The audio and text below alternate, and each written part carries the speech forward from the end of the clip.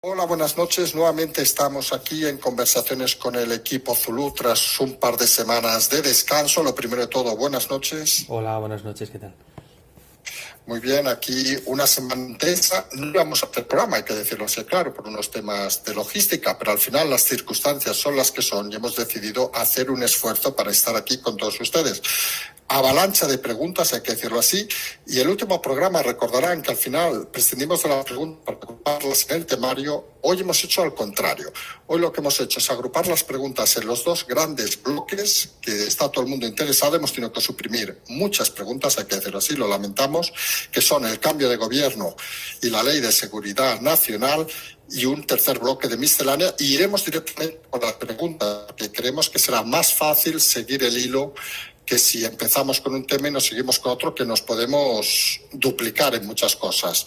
Si te parece, lo hacemos así y empezamos ya con el primer bloque, que es el cambio de gobierno, que es lo que nos lleva desde hace 24 horas.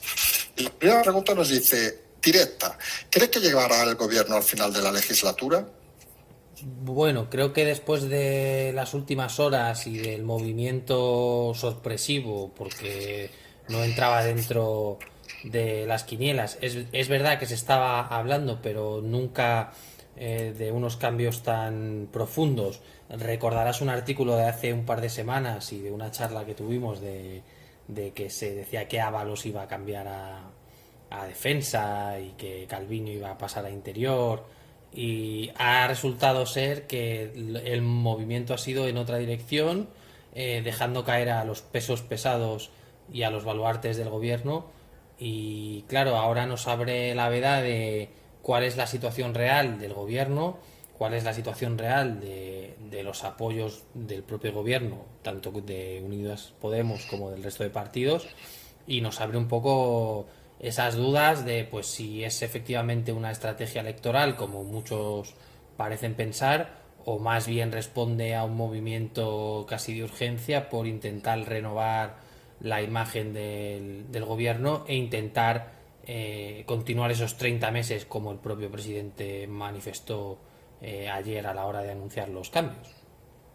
Sí, porque al final la clave, digamos, son tres personas que se han movido del gobierno. Han sido Ábalos, Calvo y sobre todo Redondo. Movimientos el de Calvo que podía esperarse, pero como indica, si nosotros desmentimos hace días esos rumores de que decían de que Ábalos podía acabar en defensa, que no se vieron en ningún lado, la cuestión es, ¿en qué punto de ruptura, digamos, se puede ver el sanchismo, por llamar de alguna manera, y el PSOE tras estos movimientos? ¿O es de reforzamiento con la entrada de Óscar López?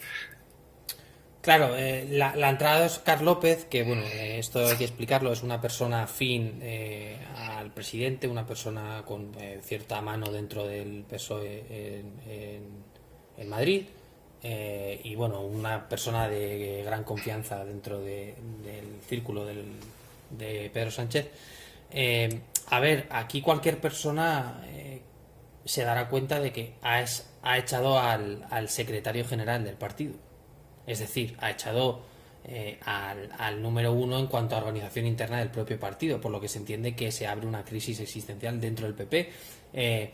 Como pasó en el episodio famoso cuando abandonó su escaño por allá en el 2015-2016, en la época de los famosos viajes en coche, que aquí hemos hablado tanto, que hizo un poco lo mismo. Bueno, no hizo, no cesó al secretario general del PSOE, pero hizo que dimitiese Hernando, que hay mucha gente que no lo recordará, pero era este señor que se enfrentaba a Rafael Hernando del PP, que con gafas y un tipo un poco raro, pero un gran político, que fue el que dio la mano a Sánchez y el que le metió dentro del partido, y resulta que se acabó quemando. Ábalos ha sido otro caído más, y obviamente estamos en un punto donde parece ser que las posibles diferencias o divisiones dentro del Partido Socialista van a intentar ser tratadas como un único objeto, y donde Pedro Sánchez parece rodearse de gente bastante mediocre dentro del partido, porque bueno,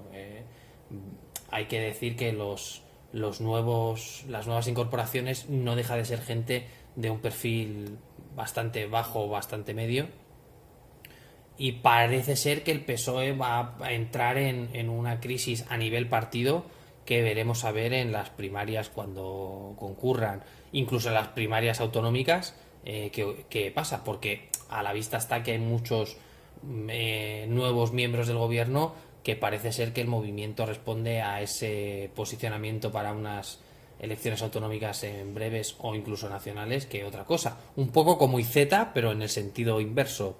De ella en sentido inverso. Entonces, claro que el PSOE hay mucha preocupación dentro del seno. Y claro, los varones, en este caso, si ha desaparecido Ábalos, si ha desaparecido Calvo, que también era una persona bastante importante dentro del seno del PSOE, ¿en qué posición quedan? Porque al final, claro, va a ser otra guerra abierta como con Susana Díez, con Lambán, con Paje, con todo ese tipo de gente. Entonces, bueno, el PSOE ahora mismo está en ascuas.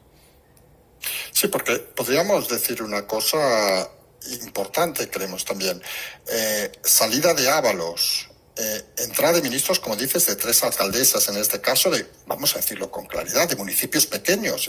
No estamos hablando de la alcaldesa, no sé, de Barcelona, Zaragoza o yo qué sé, estamos hablando de Gavá, de Gandía. No parece que sean ministros con una experiencia suficiente para estar. Y el tema de Ábalos, que es un poco, creemos algunos, la gran sorpresa. Se puede hablar incluso de una traición de Sánchez a los que le auparon al poder. A ver, eso depende de un poco del drama que le quiera dar cada uno. Yo creo que está claro que el movimiento ha sido quitarse a todo el mundo que le ha provocado algún dolor de cabeza de una manera bastante clara.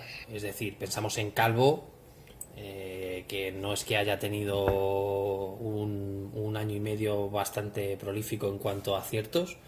Ábalos, que con el tema de Plus Ultra, del Seedgate y todo este tipo de cosas, pues también es sospechoso habitual. González Laya, bueno, pues no vamos a hacer comentarios porque los últimos programas han versado casi exclusivamente de su incompetencia. Isabel Cela, que bueno, pues con la ley de educación tampoco tenía mucho que decir. Pedro Duque, que estaba muy criticado. Juan Carlos Campo, que tampoco podemos hacer ningún tipo de comentario al respecto.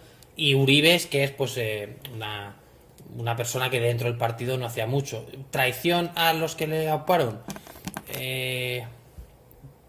Traición o utilización o ser una persona práctica. Al final, lo que queda claro que el negocio de la política te traga, bueno, te traga, te devora, te escupe y no mira atrás, ¿no? Entonces, yo he pensado mucho en Rubalcaba en estos días, porque avisó al personal, avisó a navegantes, nadie le hizo caso y bueno, supongo que muchos se habrán acordado también de él porque al final, bueno, se ha constatado la traición o el drama dentro del Partido Socialista o la personalidad del sujeto para conseguir el poder. Así que bueno.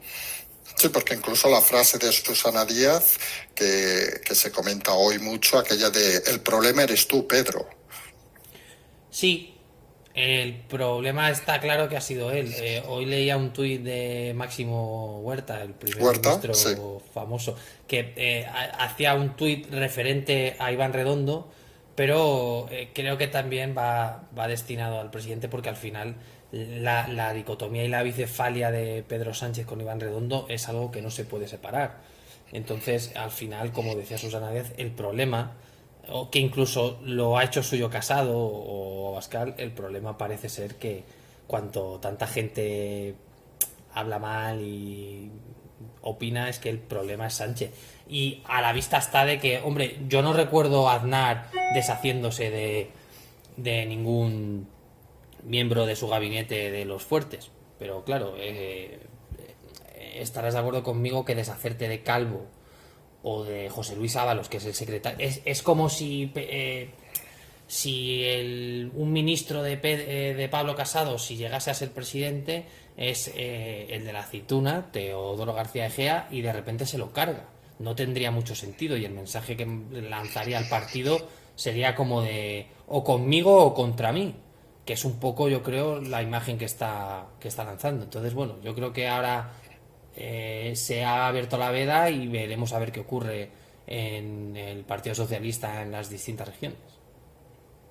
Sí, Sí, sí, creemos que se abre un periodo muy interesante y creemos que vamos a ver movimientos en el PSOE, porque sí que es cierto que Óscar López, que tampoco, seamos sinceros, tampoco tiene la personalidad de Iván Redondo, no parece que tenga tampoco las tablas. Recordemos que era presidente de Paradores hasta hace poco y veremos a ver si es capaz de coordinar como hacia Redondo o llevan otra estrategia, que puede ser eso también, que se implique cada vez más Sánchez en el día a día. Es que a la vista está que Redondo no ha funcionado, pero Sánchez tampoco puede estar pendiente de hacer el trabajo, de implicarse en el día a día. Eso no es trabajo del presidente, eso es trabajo del director de gabinete. Lo que sí que está claro que ha dado un volantazo a la gestión y, y con la voluntad de por lo menos lanzar el mensaje de que es otra administración. Al final yo creo que, como comentaba antes, que se había quitado a la gente que le generaba problemas. Y al final la figura de Iván Redondo, por lo oscuro o por lo desconocido, le generaba una suerte de problemas que, bueno, ha tomado la decisión, como se ha visto, de cortar por lo sano. Si te parece, antes de entrar en más preguntas, vamos a uno un poco global, antes de entrar ya en más detalles del cambio de gobierno. Nos pregunta un oyente, si esto fuera un equipo de fútbol, ahora que estamos en final de la Eurocopa, si hubiera que asignar responsabilidades en esta crisis, en la crisis total, ¿qué porcentaje asignaría a cada parte? Nos pone 5, gobierno, Estado, sistema, partidos, ciudadanos. Es una pregunta un poco fuera, digamos, de esto de cambios de gobierno, pero creemos que como referente ahora sería interesante hacer una respuesta.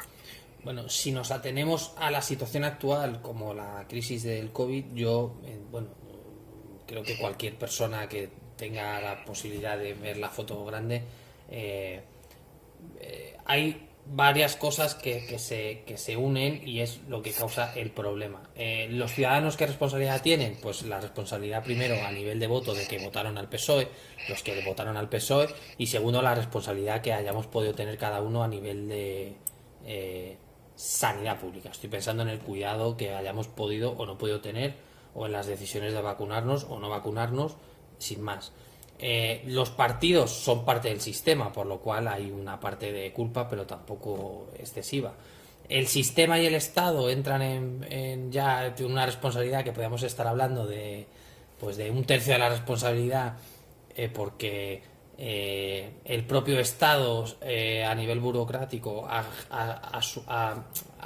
supuesto una serie de problemas, y el propio sistema a nivel sanitario y a nivel gubernamental y a nivel autonómico ha supuesto problemas, véase las decisiones de los tribunales, donde Madrid denunciaba las decisiones del gobierno central y demás, y obviamente el gobierno pues es el mayor culpable porque al final es el gestor, que claro, al final cuando hablas de gobierno siempre utilizas la palabra gobernar, pero no es gobernar, es gestionar, y hombre, a la vista está que no han gestionado muy bien según qué cosas.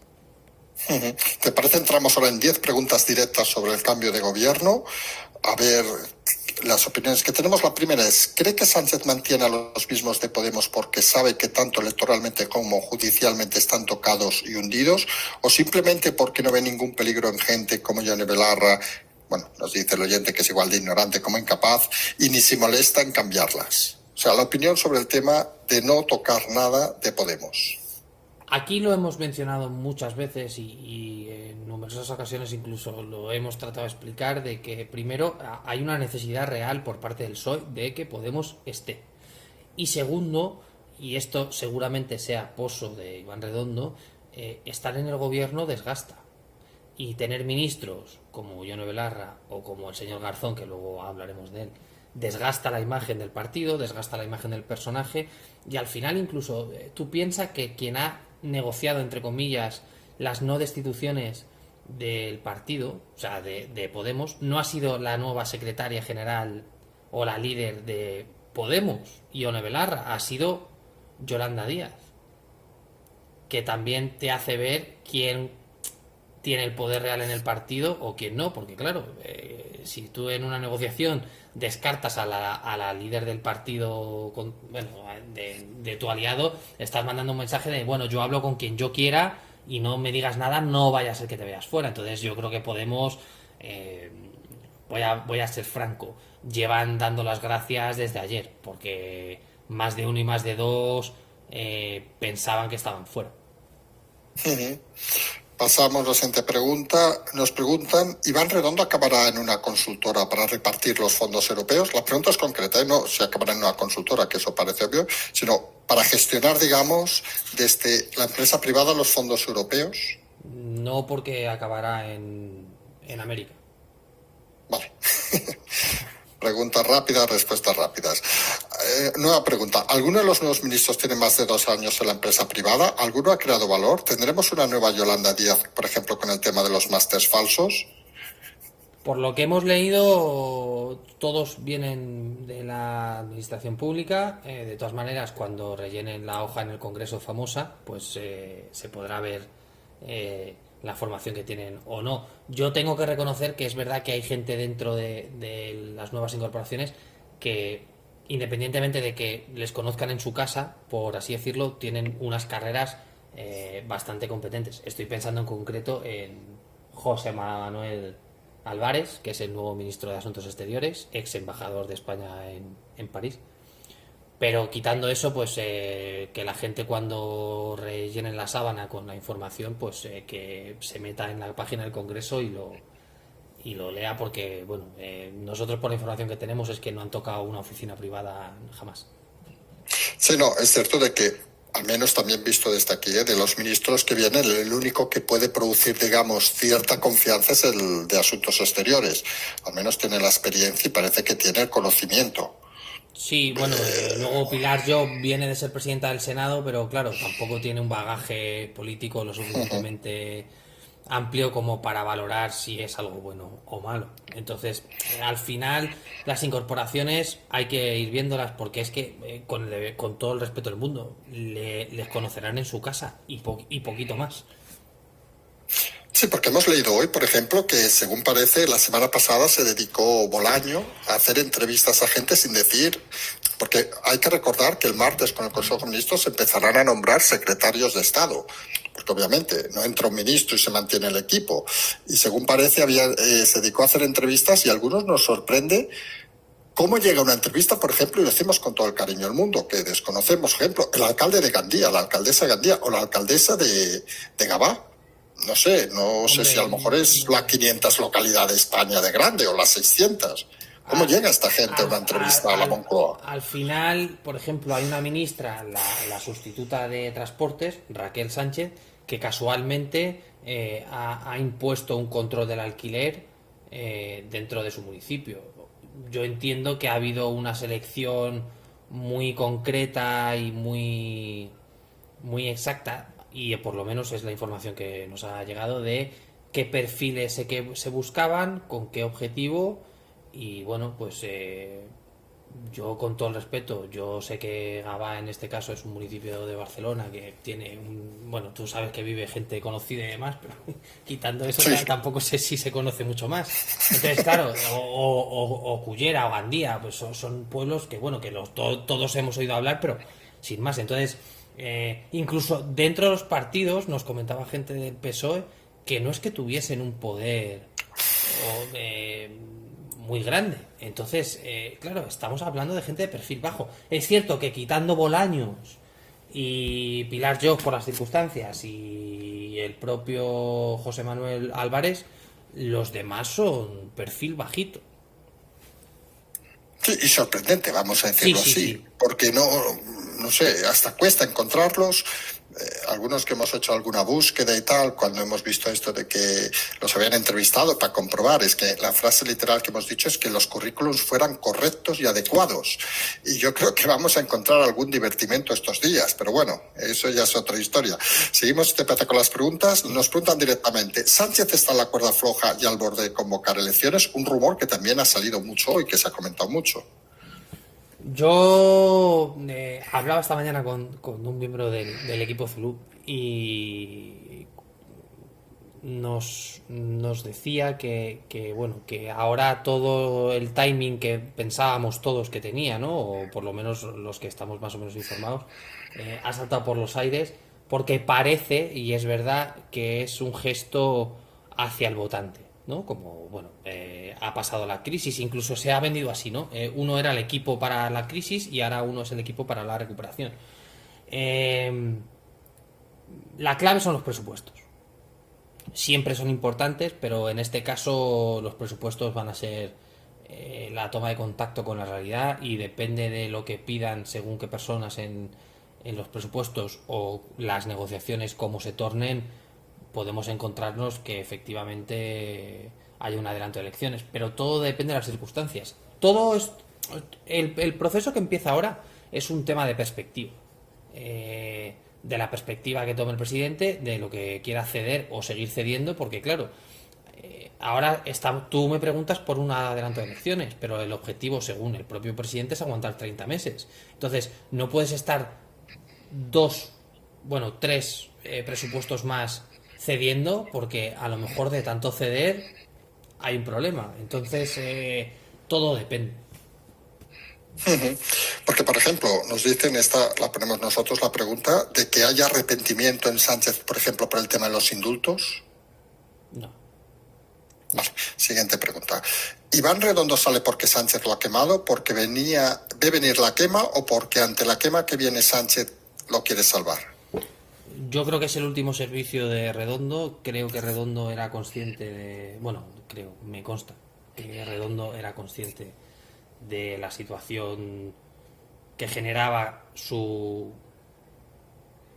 presencia dentro del gabinete, porque es un personaje que tú sabes que en el último mes y medio, 2 meses, se ha escrito más que en los últimos 2 años. Sí, y es algo que sabemos que le molestaba profundamente, porque sabía que si era el centro, malo. Sí, recordarás una comparecencia en el Congreso hará un mes y medio.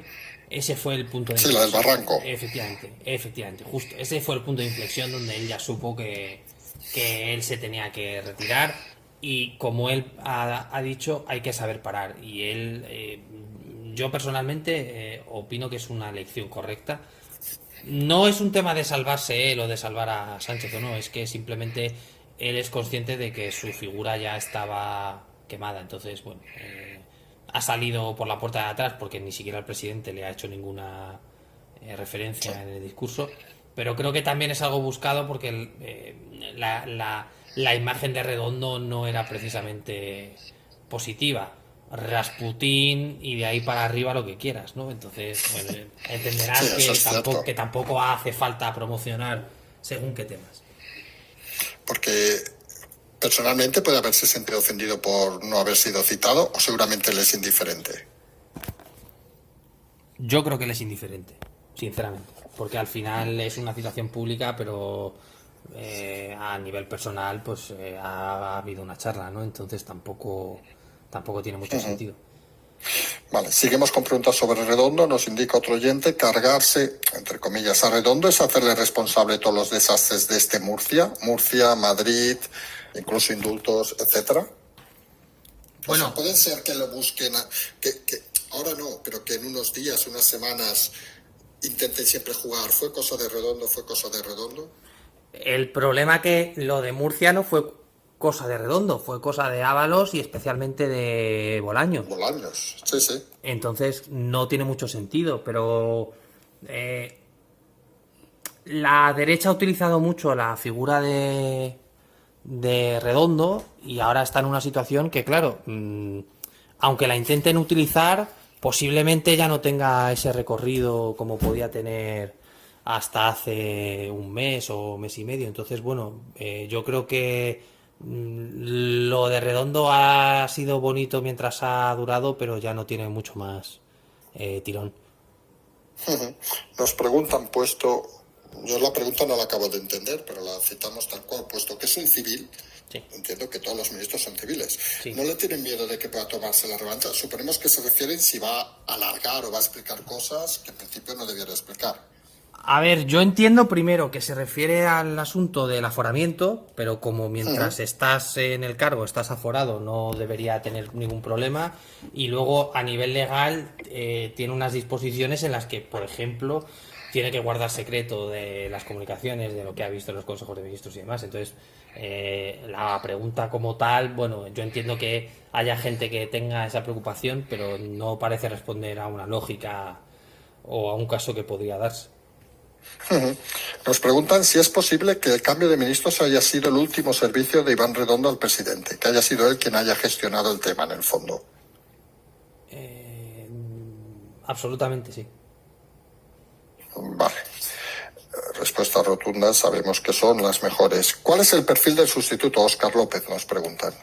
Bueno, persona del partido, perfil bajo, que fuera de la política no es como Redondo, que venía de un mundo profesional. Posiblemente lo haga también con ánimo de poder dirigir de una manera más concreta al partido, es decir, volvemos a esa unificación entre el partido y la persona. Por explicarlo fácilmente, digamos que Pedro Sánchez quiere conseguir ese PSOE felipista que hubo en una época donde todo era una, que fue algo muy complicado de conseguir por Felipe González, pero hombre, yo creo que la altura política de Felipe González, independientemente de lo que pensemos de él, dista mucho de la de Pedro Sánchez. Entonces, bueno, es un hombre de partido, como tú has dicho, estaba en paradores hasta hace bien poco. Entonces, bueno, digámoslo finamente, sabe cómo funciona la política y qué hacer para conseguir un despachito. Vale, porque aquí podemos sintetizar todo este tema redondo, que es otro de los argumentos que ha salido en algún medio, que nosotros explicamos en su momento, la guerra Moncloa-PSOE, y Sánchez la ha ventilado matando a los dos. ¿Podría ser una respuesta? Ha matado a dos pájaros de un tiro. Se ha quitado al secretario general del partido, que es correcto, Ábalos, se ha quitado a Redondo, que suponía y gestionaba lo que gestionaba, y ha dicho, bueno, voy a reconstruir, que además es una cosa muy buena de dar, ¿no? De, bueno, me los quito para reconstruir, ¿no? Y se vuelve a erigir como el salvador del partido y del país. Entonces, claro, se ha quitado a dos de un plumazo. Sí, no, y eso le gusta, lo de figurar, y pasa que creemos algunos que ahora se queda expuesto totalmente, porque recordemos que cuando ya salió Pablo Iglesias, ya perdió un parapeto, y ahora Redondo realmente, sobre todo este último mes, le hacía prácticamente más de parapeto, como había hecho Iglesias, que Yolanda Díaz, por decir que era en teoría la que se iba a poner de parapeto, porque no ha servido para nada la vicepresidenta segunda. O sea, ha perdido dos parapetos en prácticamente el presidente y se ha quedado desnudo totalmente. Yo te voy a ser sincero, ayer lo hablábamos varios y no entendíamos, porque además, claro, te has quitado a los ministros bocazas y que se entienda, bueno, quitando a Montero, pero te has quitado a los bocazas que te daban titulares que ahora te los vas a llevar tú. Correcto. Bueno, sin contar con la tropa de Podemos, pero no solo eran gente que te quitaba el protagonismo porque decían burradas o incluso la propia imagen, hablo solo de producto político que destilaba Calvo, Ábalos, Laya, Cela, no era un producto bueno, era como algo que todo el mundo le generaba un poquito de... Entonces, claro, si te quitas a Pablo Iglesias, que lo hemos hablado muchas veces, servía de parapeto real, y se ha visto. Y ahora te quitas a un ministro del que todos los días la gente hablaba como Ábalos, y te quitas a Redondo, la gente no va a hablar de, yo qué sé, de Diana Morán, que no conocen, o de Bolaños, que alguien ha oído hablar algo, pero nadie más. O de Teresa Rivera. La gente va a hablar de Pedro Sánchez ya absolutamente.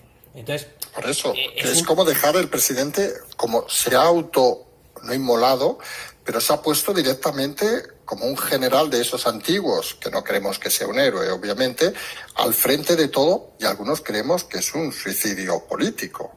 Absolutamente. Es que no hay sentido, incluso lo hemos comentado con gente que se dedica a comunicación política, y era la frase de es que no tiene ningún sentido, porque se expone absolutamente, o sea, va a pecho descubierto, y claro, pues, no va a pasar nada bueno. Vale, seguimos con las preguntas. Otra concreta, ¿por qué Marlaska ha sobrevivido a la criba? Porque es un ministerio importante, porque es un ministro muy importante y porque a nivel personal sí hay un cariño y Philip. que además hay que reconocer que Marlaska tiene una cosa, o tenía y ha ido perdiendo, que era ese respeto por parte de la sociedad, porque dentro de la cabeza de Sánchez, Marlaska sigue siendo ese gran magistrado de la Audiencia Nacional que luchaba contra el terrorismo, ¿no? Y eso todavía hay muchos que lo respetan o lo respetamos, aunque yo, si me preguntas, Marlaska es una vergüenza de lo que ha sido a lo que es ahora. Pero es verdad que a nivel personal hay un feeling y todavía se considera que tiene esa imagen de alguien lo suficientemente preparado para estar donde está. Si tú te fijas, quitando de los ministerios importantes, tú no dirías que Margarita Robles no está preparada para defensa, aunque no sea especialista en defensa, magistral del Supremo, pues entiendes que es una persona lo suficientemente capacitada como para ser ministra. Dentro de los que hay, el otro es Marlaska, porque ni siquiera Ábalos tenía un perfil que decías, Dios mío, Ábalos, qué fenómeno, ¿sabes? Era de bueno, No, no, sí, sí. este está aquí porque Porque, tiene que estar. Claro. porque al final, ¿cuál es el Marlaska real? ¿El juez que a mucha gente admiraba o el político que mucha gente, vamos a decir, no admira? Vamos a dejarlo ahí en una respuesta fácil. ¿Cuál es el Marlaska real? Voy a responderlo a la gallega. ¿Qué sabemos de un juez? Normalmente, nada. Vale, nada, con lo Nada. cual, vale. Y si es de la Audiencia Nacional, menos aún. ¿Qué sabemos de un ministro? Todo. ¿Por qué? No todo, pero la presencia que tiene un ministro en la vida social, en los desayunos del Intercontinental o en los del Rich o de lo que sea, son constantes. Entonces, claro, tiene una exposición que como cuando estaba en la Audiencia Nacional no tenía. Entonces, creo que la respuesta está ahí. Vale, vamos con otra pregunta. Bueno, esta ya la habíamos respondido, que era lo de Podemos. ¿Ha podido Iceta hacer algún estropicio en el Ministerio de Política Territorial que no se ha filtrado? Porque claro, lo de Iceta parece una degradación de cargo, con todo el respeto para el Ministerio de Cultura. Lo de IZ no tiene mucho sentido, salvo que pensemos que la única forma asumible de introducir a IZ en el gobierno fuese por el Ministerio de Política Territorial, porque venía de donde venía, ¿no? O sea, a la hora de justificar el movimiento aquel de Illa en las autonómicas, que se criticó mucho y con razón, porque bueno, fue la constatación de que todo había sido una estratagema para las elecciones. Parecía tener sentido que la vía de acceso de IZ a una cartera fuese algo que él había defendido, como pues los indultos, ¿no? O incluso mucho antes de que se pusieran en la mesa. ¿Por qué cultura? ¿Es una degradación? No. Cultura es, pues, ese despacho donde das las gracias. Ese despacho que consigues cuando has hecho un buen trabajo y donde te colocan porque te pueden colocar. Y curiosamente sustituye a alguien que podía haber hecho muy bien de ministro de Cultura y Deportes, porque además es alguien absolutamente capacitado para ello, como Rodríguez Uribes, que además es un tío extraordinario. Y ahora pues nos encontramos con Iceta, que con el debido respeto, salvo bailar, no tengo muy claro qué sabe hacer el hombre. No, se ve que su tío, me parece que era su tío, o su abuelo, había sido seleccionador de España. Es que lo ha puesto esta mañana en un Bueno, tuit. pero sí, En los años, no, porque su decir, es tío, irónico. yo leía que había sido entrenador o jugador del Atleti, me parece Sí, del estupendo, Bilbao. pero si mi abuela tuviera trole sería un tranvía, no mi abuela, ¿sabes qué te quiero decir? Entonces, como comprenderás, pues oye, pues bueno, Sí, sí, decía, no sin sé si ha sido comentarios. Rayo, decía que su padre, me parece que ha dicho, era ganadero, con lo cual él aspiraba a ser ministro Claro, de ganadería, en fin. sin El comentarios. mío, el mío conducía tranvía, seré ministro de Transportes algún día.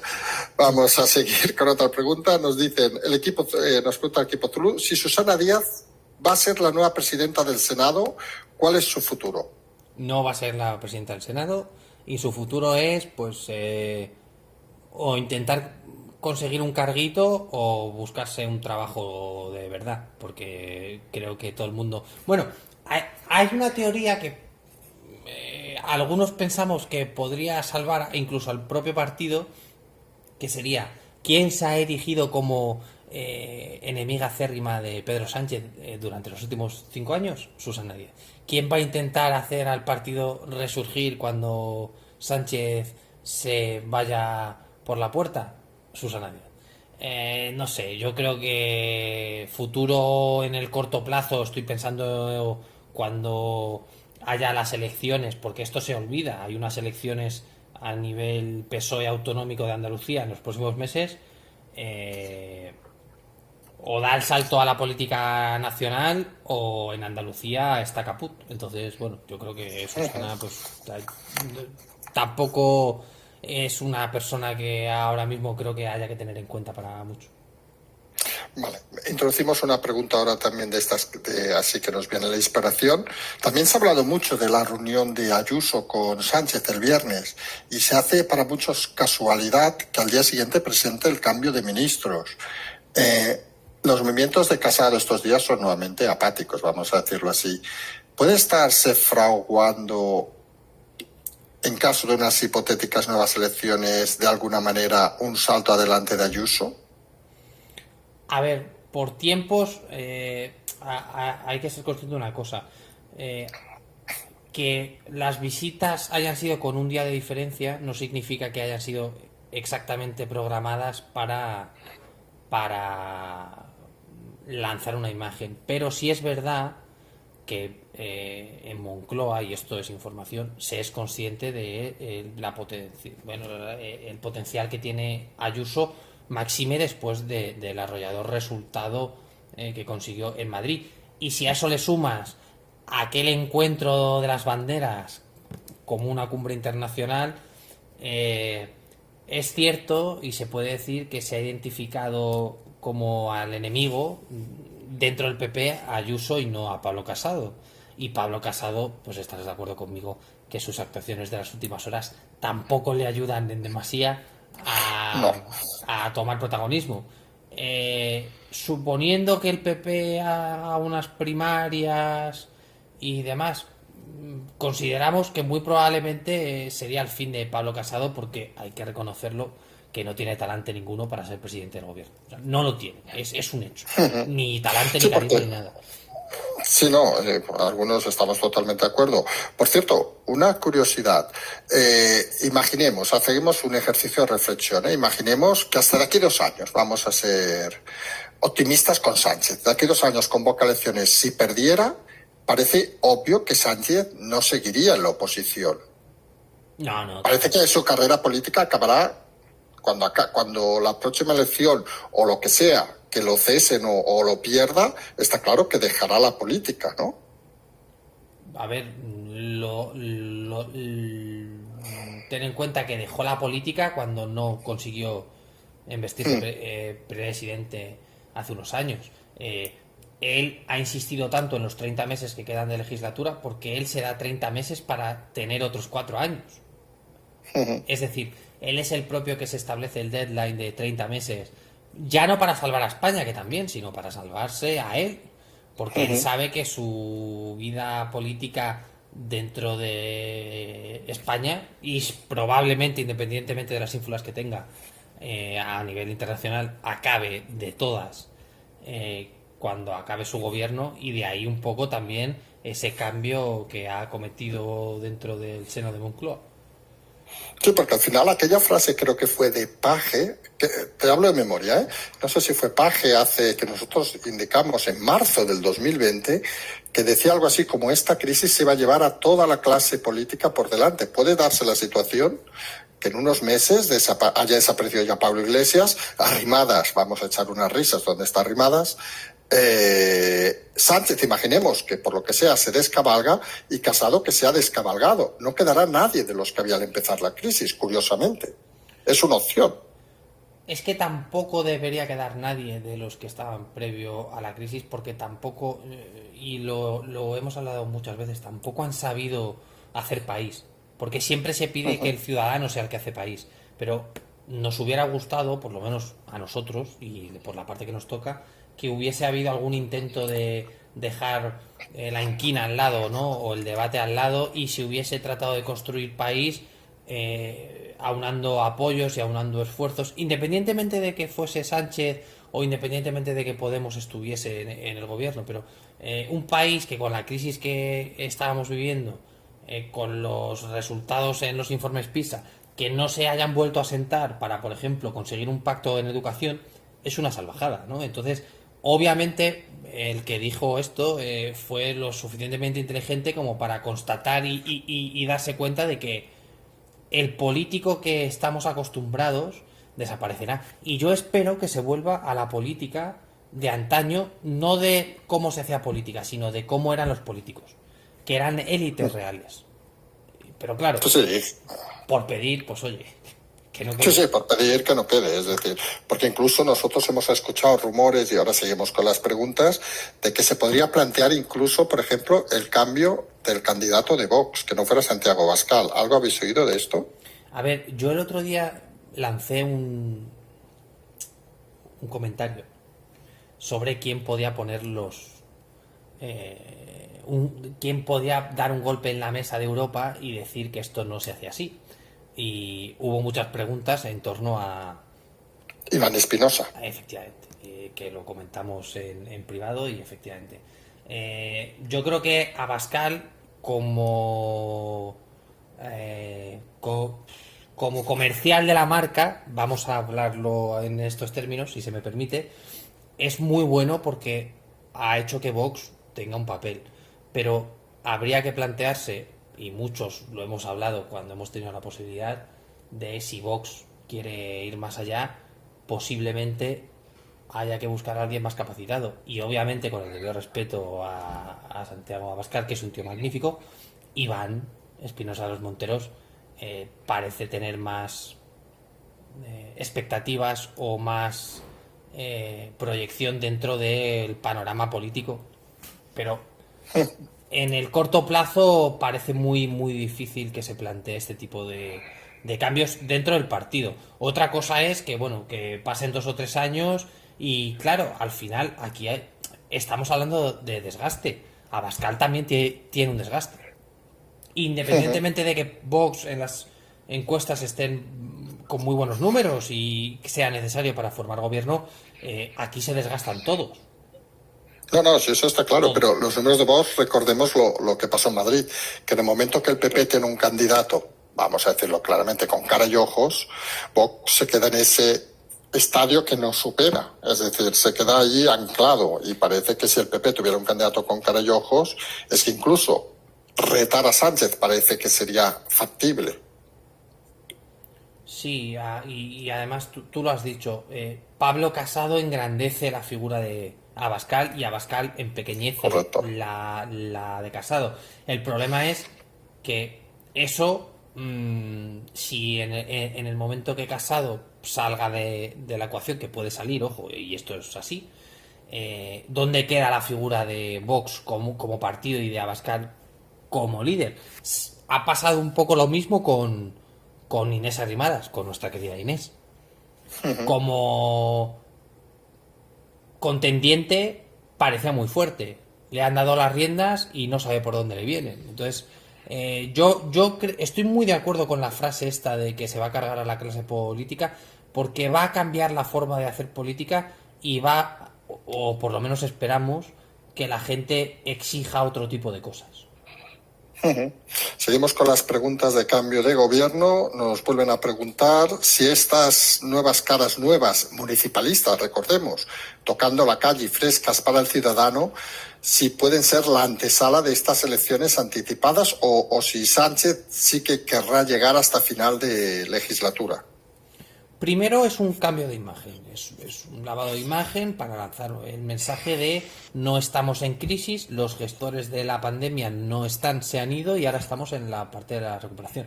Pero obviamente se relaciona además de manera absolutamente clara que hay una voluntad de lanzar esa idea de partido nuevo a nivel municipal y a nivel autonómico, porque aquí lo hemos dicho muchas veces. PSOE es un partido muy de militante y el militante está en el pueblo y en las autonomías, ¿no? Entonces, es un movimiento en esa dirección. Vamos con la penúltima pregunta al tema de gobierno. Nos dice, sorprendiendo la salida de los tres baluartes que hemos dicho, Calvo, Ábalos y Redondo, nos dice, ¿cómo se entiende la incorporación de ministros procedentes de Aragón y Castilla-La Mancha en relación a Paje y Lambán, que parecían esos varones que hablaban un poco? ¿Puede ser un aviso a navegantes?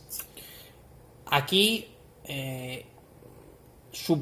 si esta gente que se ha incorporado, que era en este caso la delegada de gobierno de Aragón, y la otra la desconozco Sí, la alcaldesa de Tomelloso sí, cierto, o Portollano, perdón. De Portollano. Si son cercanos a Paje, entiendo que no hay problema. No parece que sean muy cercanos, por lo que un aviso a navegantes. Y obviamente es un aviso a navegantes porque Paje y Lambán no es que le estén bailando el agua precisamente a Sánchez. Entonces, bueno, es una forma sutil de lanzar según qué mensaje. Otra pregunta sobre también la salida de estos tres baluartes, teniendo en cuenta que han defendido a Sánchez en lo indefendible.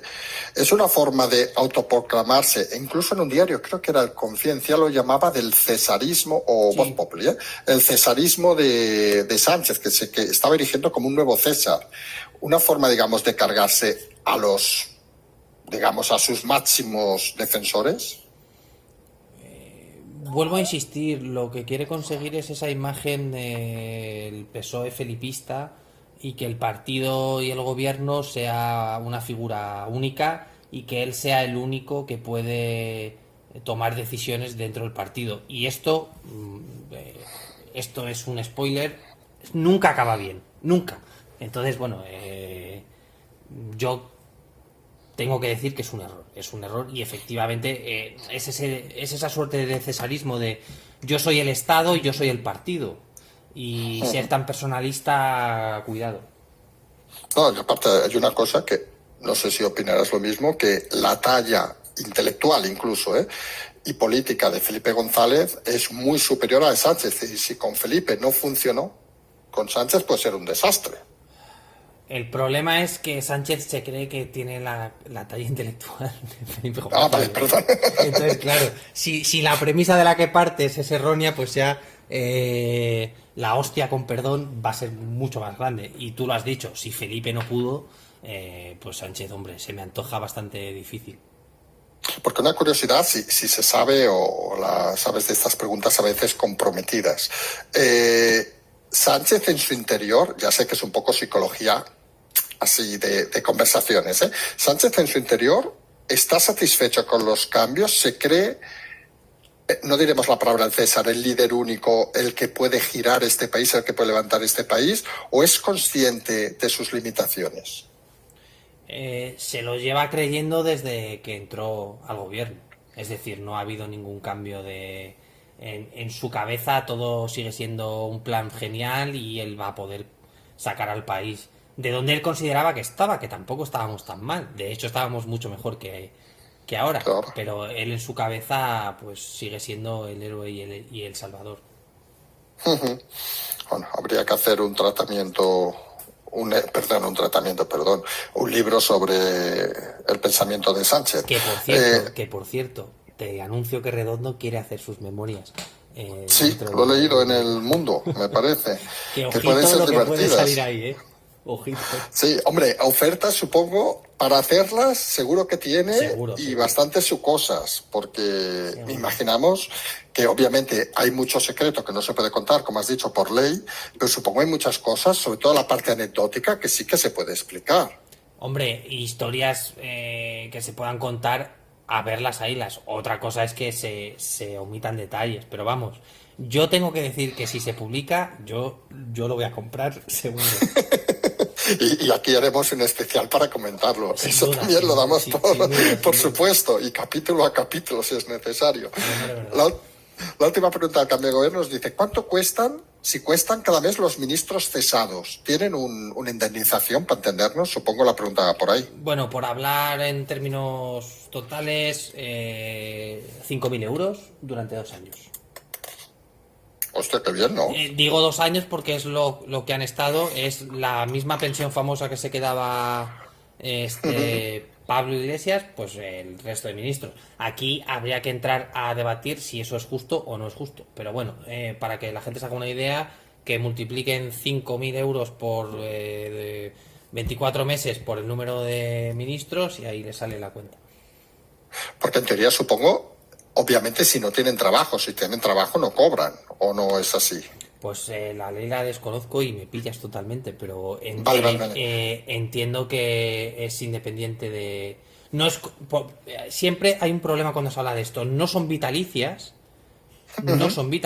porque hay mucha gente que está diciendo, son pagas vitalicias, no son vitalicias, y por ejemplo, en el caso de las pensiones vitalicias, de haberlas, estoy pensando en presidencia de gobierno, al presidente, si trabajas, como Mariano Rajoy, pierdes la pensión, es decir, probablemente sabiendo esto, pues las pensiones en caso de que comiencen a trabajar no deberían de abonarse, pero en el caso en particular me has pillado con el carrito.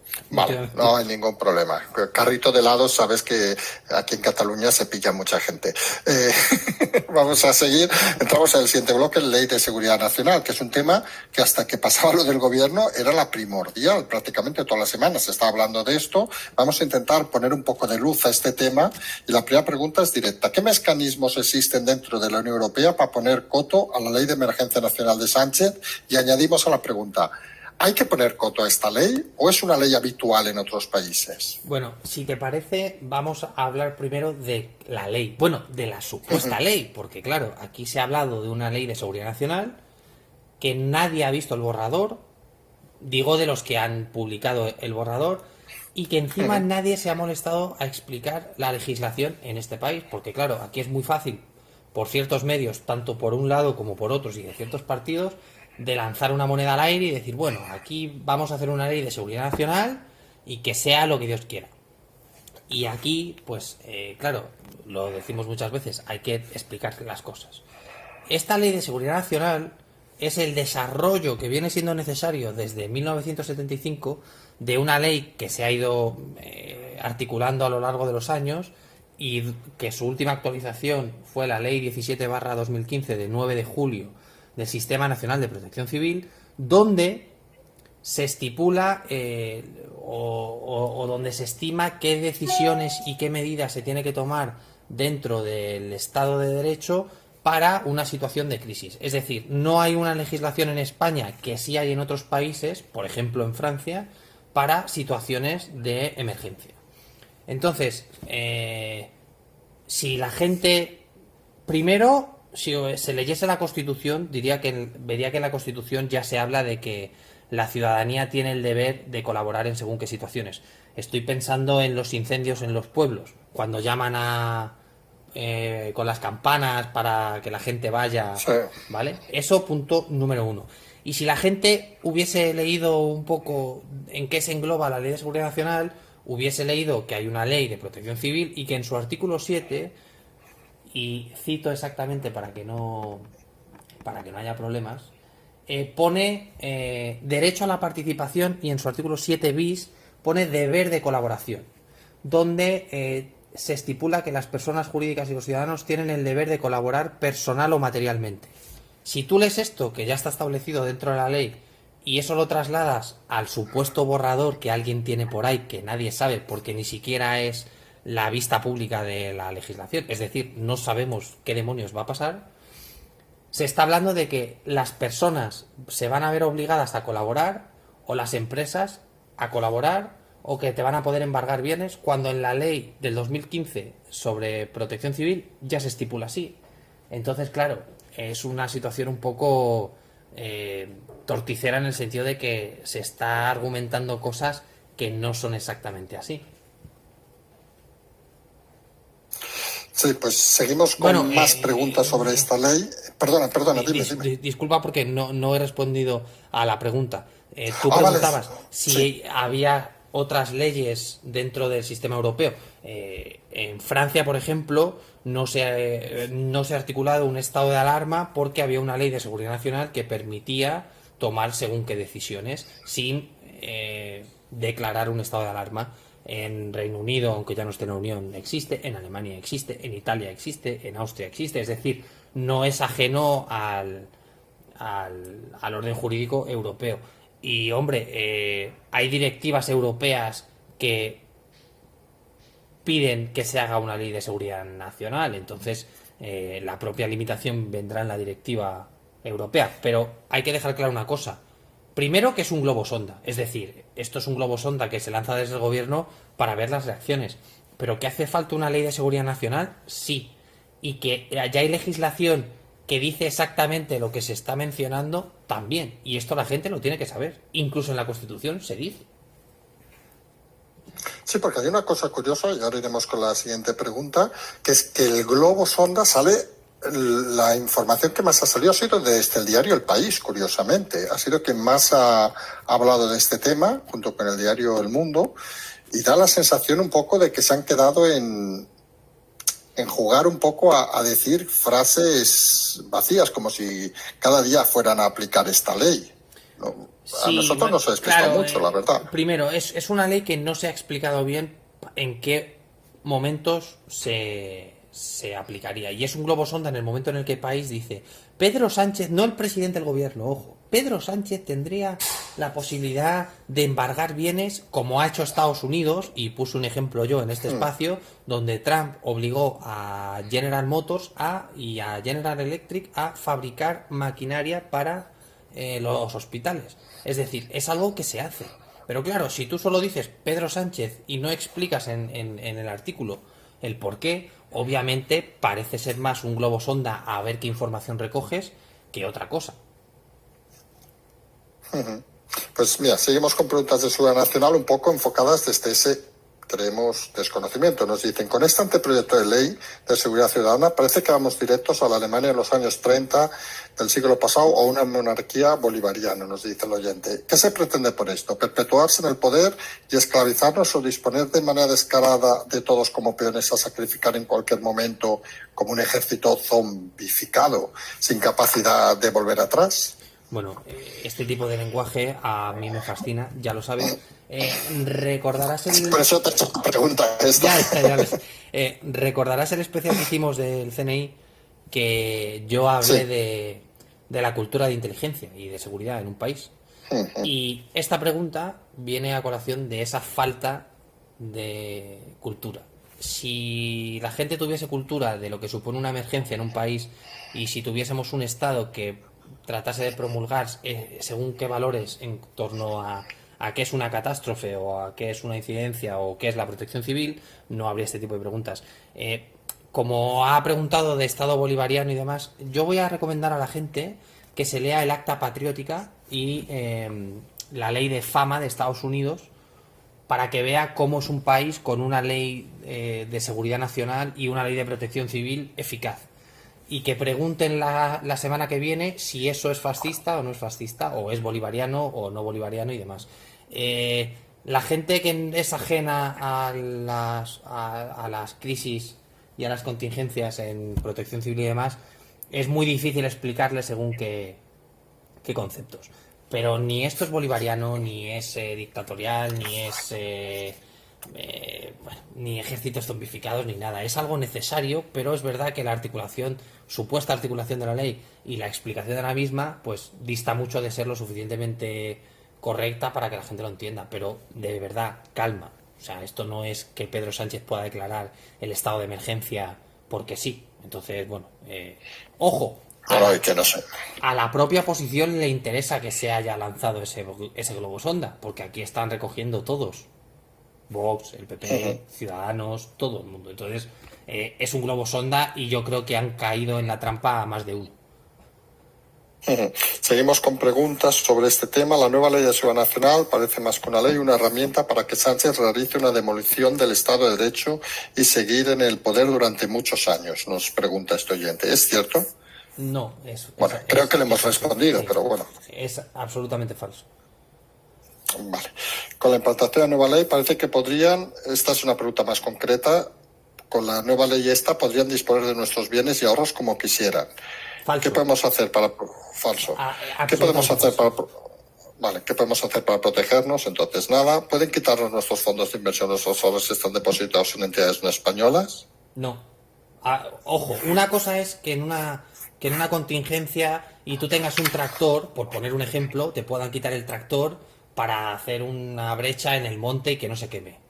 Pero esto de pensar que te van a ir al banco y te van a quitar los ahorros y el fondo de pensiones y el fondo de inversiones y con perdón, es absolutamente estúpido. Entonces, no va a pasar eso, que la gente no vea esto como el fin de la propiedad privada y demás. En situaciones de emergencia, la policía te puede coger un coche y llevárselo o entrar en tu casa porque tienes una toma de agua o de electricidad. Entonces, insisto, Donald Trump hizo que empresas privadas que cotizan en Nasdaq hiciesen por cojones, hablando mal y pronto, maquinaria para los hospitales. Entonces, no es algo que se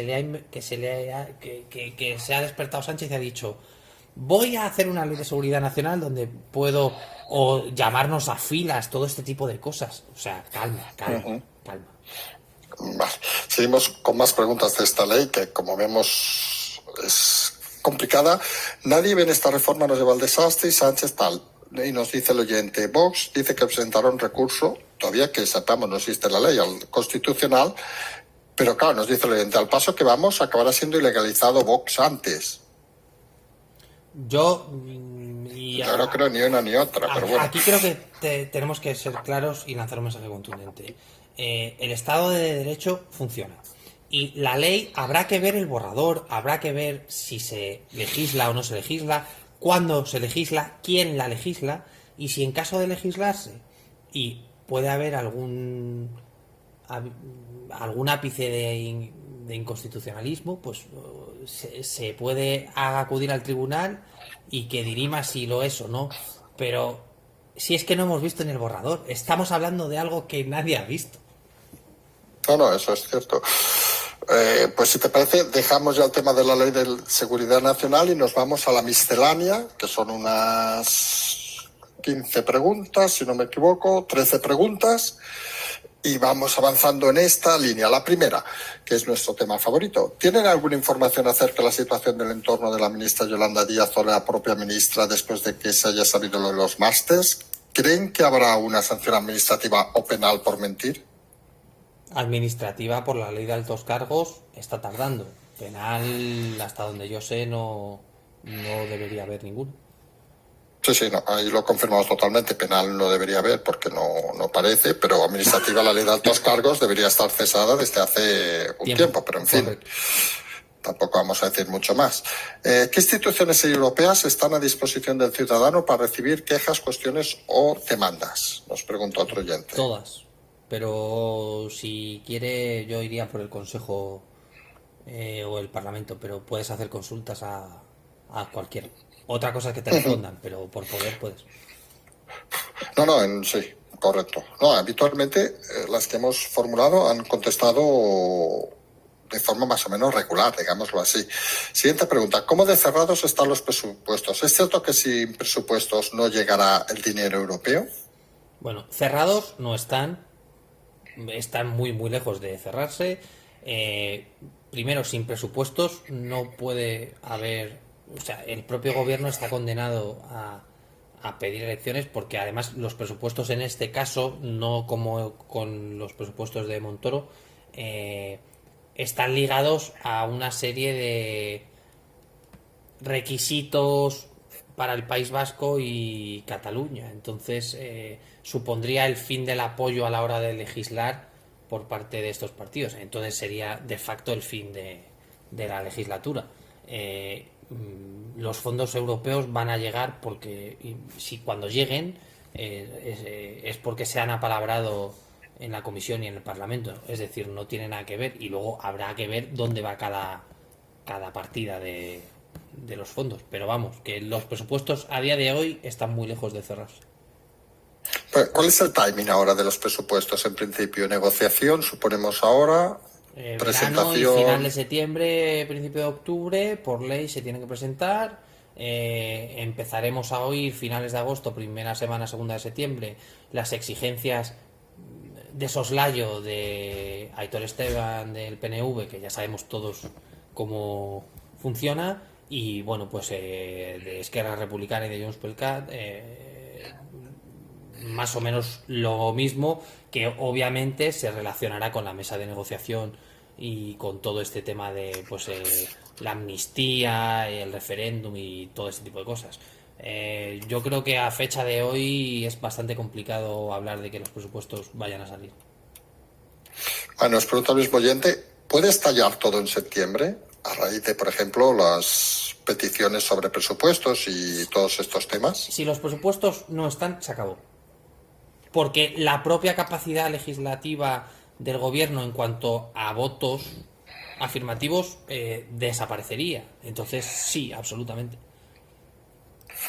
Vamos a la siguiente pregunta. Nos dice, ¿cree que el PP presentará la moción de censura o la hará Vox? ¿Hay alguna diferencia políticamente hablando de cara a que la presente una u otra formación?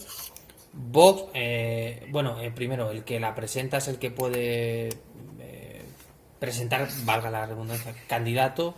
Vox por sí solo no puede porque es un mínimo de 35, lo han pedido 35 ya, entonces necesitaría otros partidos. Entonces, lo lógico sería que lo hiciese el PP, pero hombre, estarás de acuerdo conmigo de que no parece que vaya a pasar, la verdad.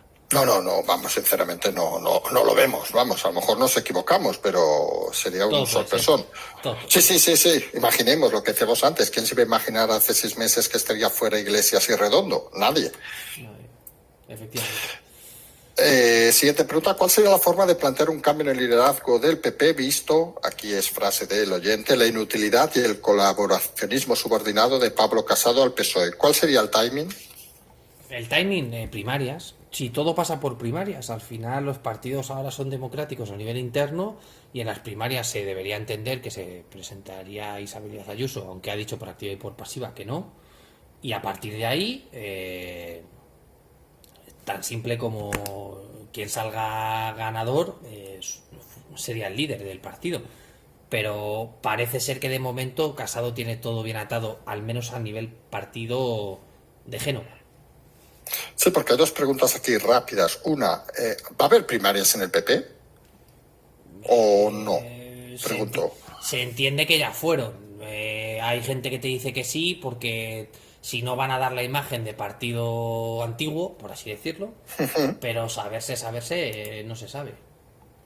Y la segunda, como quien vota en las primarias, entiendo, son los miembros del PP, para entendernos. Son los militantes, sí. Los militantes, eso ¿podría ser el caso que ganara Casado o eso es ciencia ficción? Si vota el militante del PP, Casado tendría un problema serio.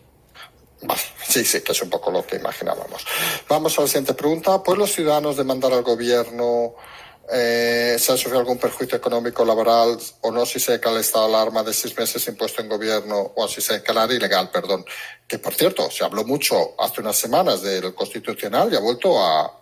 Parece el Guadiana, que saben que le gusta la expresión esta, el Guadiana Robles, ha vuelto a desaparecer el tema del Constitucional sobre el estado de alarma inicial. No se ha vuelto a hablar.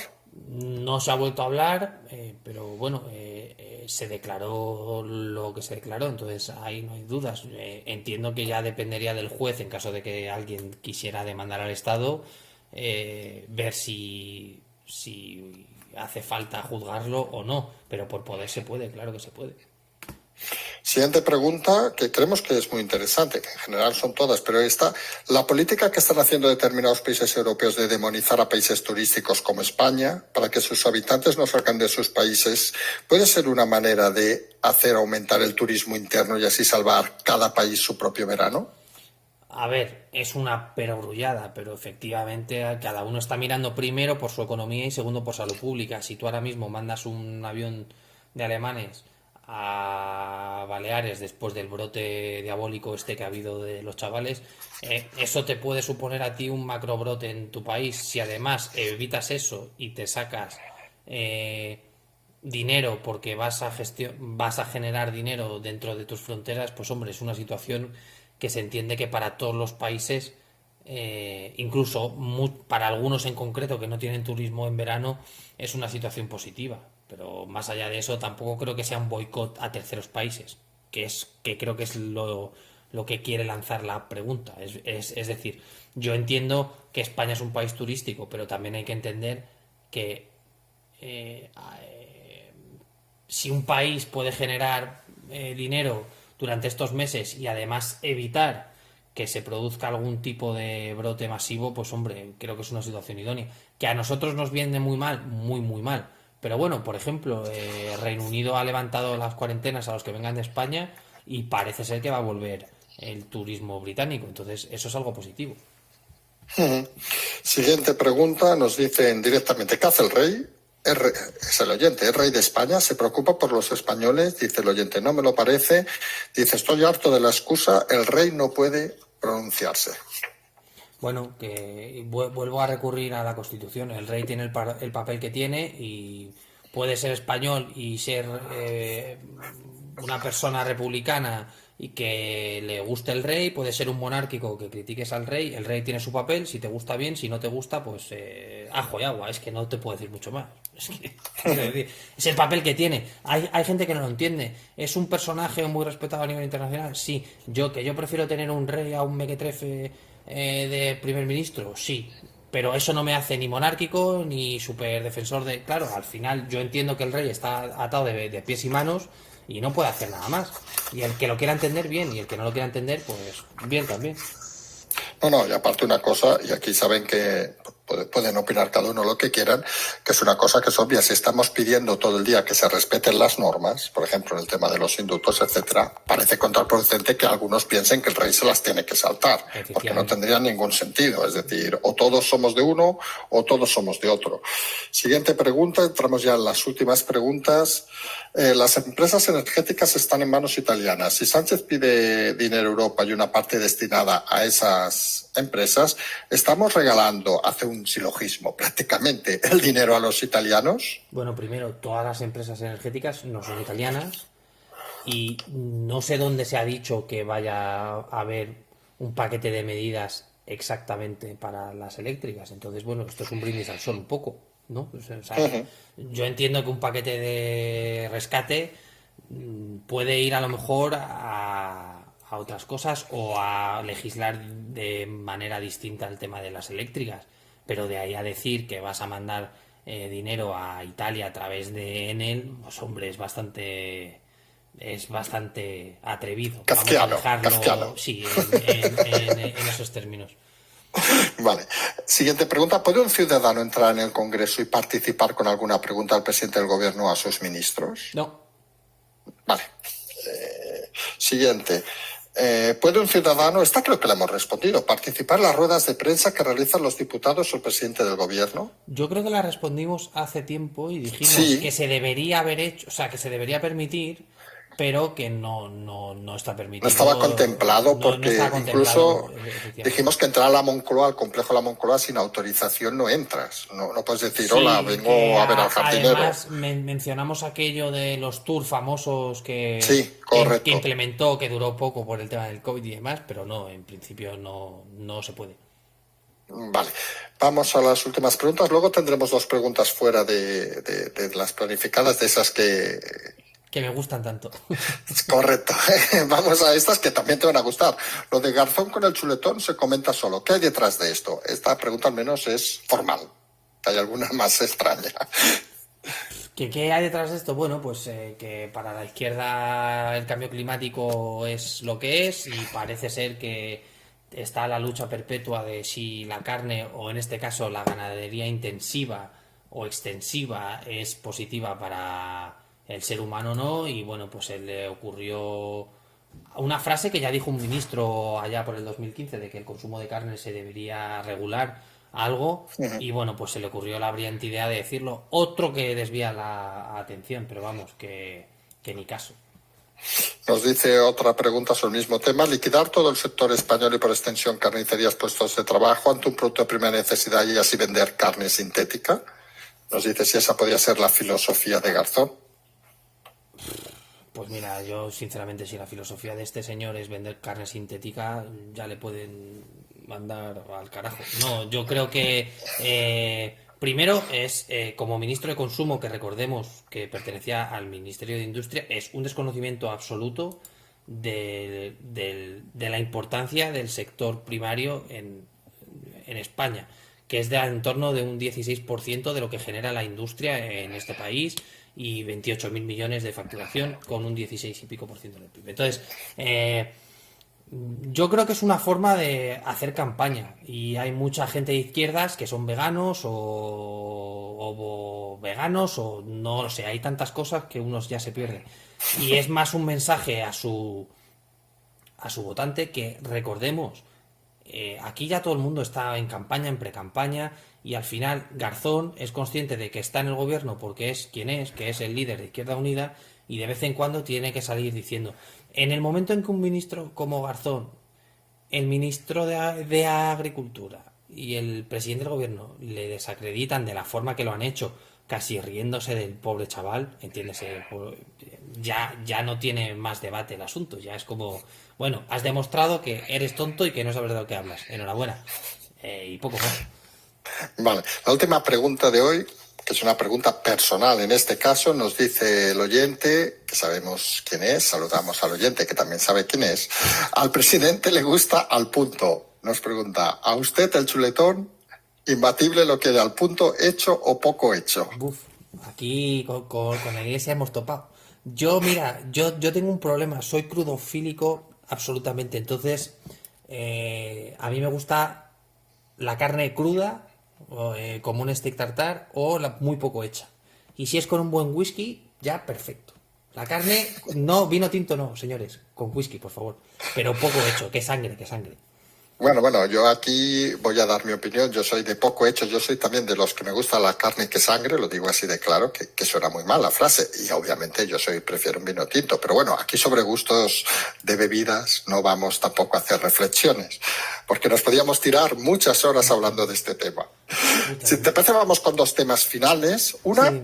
Es una curiosidad. La última es un poco más una cosa que ha surgido a última hora de la tarde, pero una es una curiosidad. Fíjate que la gente se fije que no se ha hablado nada de Cataluña, nadie ha preguntado de Cataluña. Es la sensación esa que Cataluña ya es un tema cansino para la gente y sí que sale algún día, no sé qué, pero vuelve a desaparecer. Y dentro de ese escenario, ¿qué opinión tenemos de que Puigdemont haya dicho que quiere hacerse belga? Y Bueno, fuera de chascarrillos. sí había una pregunta que la hemos quitado por falta de tiempo, porque Vale. la gente ha visto que son 35, 36 preguntas, que preguntaba exactamente sobre si se iba a llegar a un clima social tenso en Cataluña, que creo Sí. que ya lo hay. Es decir, hablaba de guerra civil en Cataluña. Bueno, hay una guerra civil en cuanto a comunicación, yo creo, bastante evidente a lo largo del tiempo. Y luego, hombre, yo creo que para el espíritu independentista, que una de sus máximas, bueno, de la máxima expresión dentro del independentismo, que es Puigdemont, diga que quiere ser, que se quiere nacionalizar belga, no tiene sentido ninguno. Que bueno, Puigdemont no hace nada con mucho sentido, o eso. Sí. Yo creo que viene más un poco porque cree que en caso de nacionalizarse no tendría responsabilidad penal en España, pero vuelve a demostrar que no tiene ni idea de cómo funcionan las cosas. Es una tontería más de la ristra que lleva y poco más. Sí, poco más hay que decirte. Y la pregunta última, que si desconoces nos lo dices, nos llega un mensaje de cientos de personas han salido este domingo a protestar contra el gobierno en el pueblo de San Antonio de los Baños, no sé si te suena el pueblo, Yo con todo en la, respeto, ni idea. O sea, en la región de Artemisa, en Cuba, al grito de abajo la dictadura, hay vídeos, libertad, patria y vida, queremos medicinas, no tenemos miedo al gobierno. ¿Puede ser que Cuba se incendie en algún momento? No digo por esta, pero es sorprendente que salgan estas noticias. O sea, es de última hora, ¿eh? También sí, te bueno, lo comento, Cuba en la última semana es verdad que ha habido una serie de disturbios por el tema del COVID y demás, porque bueno, hay mucha gente que dirá que tienen el mejor sistema sanitario del mundo, pero Cuba, que le pregunten a un cubano cómo es Cuba, es muy difícil que en Cuba, sin apoyo extranjero o de fuerzas extranjeras, salten, aunque es verdad que es un país que está agotado socialmente y económicamente, no de ahora, de hace 20, 25 años, en concreto ya de una forma muy extrema. ¿Que podría incendiarse? Sí, pero el tema de Cuba es que la represión existe y es bastante contundente y eficaz. Entonces, ya te digo, sin apoyo extranjero va a pasar un poco como en Haití, que están pidiendo tropas de Estados Unidos y de la OTAN porque son estados fallidos. Bueno, no Cuba no, Haití sí, pero bueno, son situaciones que hay que seguir y ver qué pasa. Porque una pregunta así rápida y vamos ya camino de acabar. A Cuba en la situación, imaginemos que hubiera un estallido social más grande, ¿le favorece más un gobierno, y es una película de ciencia ficción, de Biden o de Trump? Parece que sería más proclive intervenir Biden que Trump en estos Bueno, casos, ¿o no? en concreto, en este caso no, porque para que la gente tenga una idea, el pueblo cubano, la comunidad cubana, que obviamente está casi toda situada en Florida, son republicanos. Es decir, el cubano o el cubano norteamericano no son demócratas, son republicanos. Y hay cierto afecto al régimen por parte de ciertos sectores del Partido Demócrata. Entonces se entiende que si estuviese Trump hubiese más posibilidades. Pero volvemos a hablar de que hay ciertos intereses para la defensa de Estados Unidos que están por encima del presidente. Entonces aquí entraría ya el Estado Mayor y la decisión que tomase. Pues si les parece, ya damos por acabado las preguntas. Hoy, tras 2 semanas sin estar con el equipo Zulú, como siempre preguntamos, ¿qué esperamos de esta semana? Suponemos que nuevos ministros, alguna cosa que aparezca, movimientos de partido. ¿Qué se espera? No se espera una semana tranquila, creemos. Primero es verano, lo cual hace que todo sea mucho más lento y mucho más aburrido. Segundo, quitando pues lo que pueda surgir, parece ser que lo más importante va a ser lo relacionado con el primer Consejo de Ministros y la toma de posesión de los cargos de los nuevos integrantes del gobierno. Y quitando eso, pues un poco estamos todos a verlas venir y que pase el tiempo, ¿no? Porque con este calor y con esta situación tampoco sabe uno qué va a pasar. ¿Que alguno nos regalará alguna frasecita como Garzón? Muy probablemente. Veremos a ver la situación de Podemos, si hay desgaste o no hay desgaste. El conflicto entre Yolanda Díaz y Ione Belarra por la importancia de la primera a la hora de evitar que se cese a miembros de Podemos y, y bueno, Dios dirá. Muy bien, pues si te parece, nos despedimos. Como siempre, gracias y buenas noches. Buenas noches, un saludo. Y nosotros nada, simplemente decirles que mañana vemos con el segundo café y como siempre decimos, seguimos.